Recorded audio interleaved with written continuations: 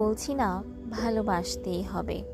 আমি চাই কেউ একজন আমার জন্য অপেক্ষা করুক, শুধু ঘরের ভিতর থেকে দরজা খুলে দেওয়ার জন্য। বাইরে থেকে দরজা খুলতে খুলতে আমি এখন ক্লান্ত। আমি বলছি না, ভালোবাসতেই হবে। আমি চাই কেউ আমাকে খেতে দিক। আমি হাত পাখা নিয়ে কাউকে আমার পাশে বসে থাকতে বলছি না। আমি জানি এই ইলেকট্রিকের যুগ নারীকে মুক্তি দিয়েছে স্বামী সেবার দায় থেকে।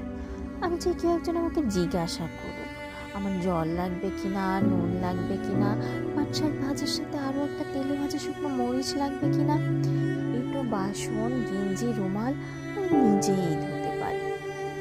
আমি বলছি না, ভালোবাসতেই হবে।